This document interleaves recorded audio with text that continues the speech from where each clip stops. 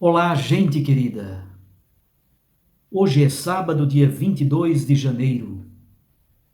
Estamos concluindo esta segunda semana do tempo comum. E nós nos encontramos todos os dias aqui em torno da Santa Palavra de Deus para meditar a palavra que o Senhor nos comunica, para tirarmos um ensinamento, uma meditação, um tema para a nossa oração, o aprofundamento da nossa fé, o reavivamento da força comunitária e eclesial da nossa fé. Alimentados pela palavra de Deus, alimentados pela Eucaristia, trilhando esse caminho bonito que o Papa Francisco nos pede neste ano de 2022, de preparação para o Sínodo, que vai acontecer no próximo ano em Roma, sobre sinodalidade. E também preparando-nos para o 18º Congresso Eucarístico Nacional. Vamos então meditar o trecho do Santo Evangelho de hoje, que é bastante curto. Marcos 3, de 20 a 21. Naquele tempo, Jesus voltou para casa com os discípulos. E de novo se reuniu tanta gente que eles nem sequer podiam comer. Quando souberam disso, os parentes de Jesus saíram para agarrá-lo, porque diziam que ele estava fora de si. Palavra da salvação. Glória a vós, Senhor. Minhas irmãs e meus irmãos, Jesus atrai. A sua pregação atrai. O seu estilo de vida atrai. As curas, as ações que ele realiza, atraem muitas pessoas.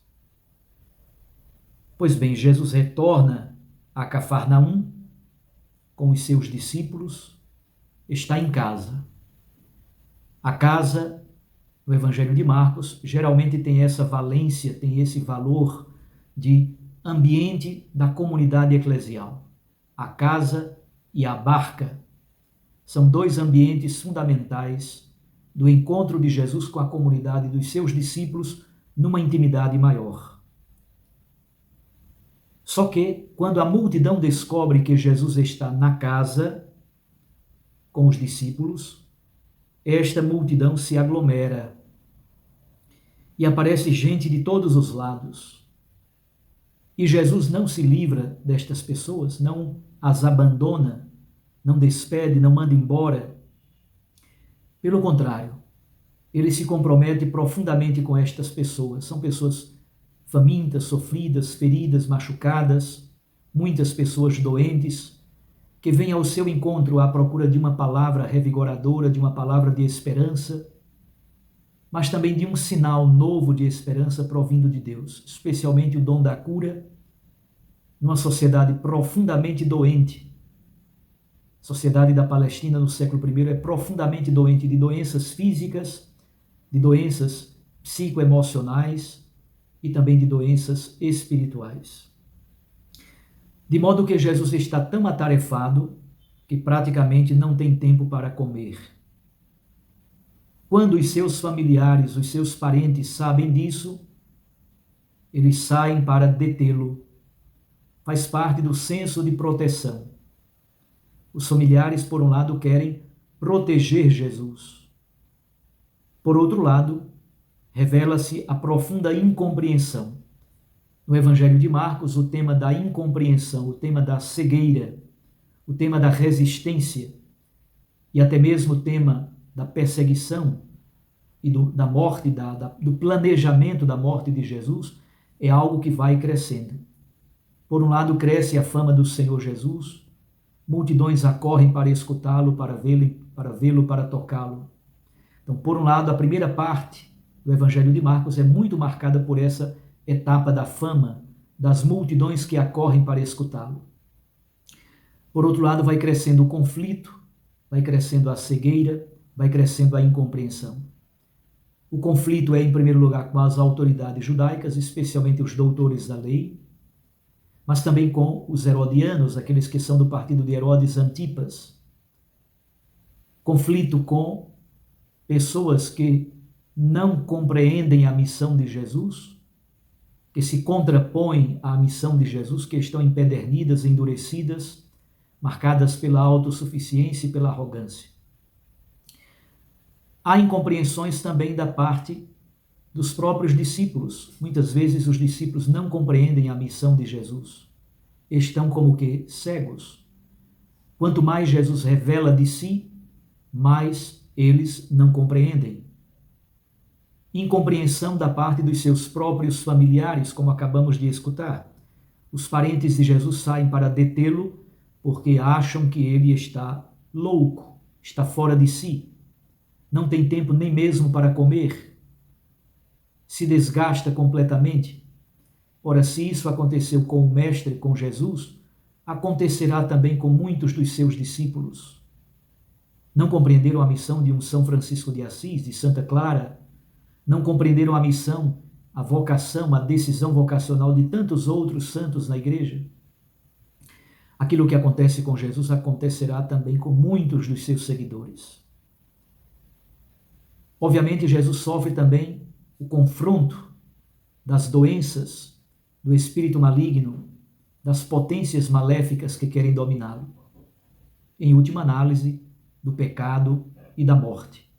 Então, há uma lista de conflitos, de incompreensões, de confrontos, de ambiguidades, infidelidades, cegueiras.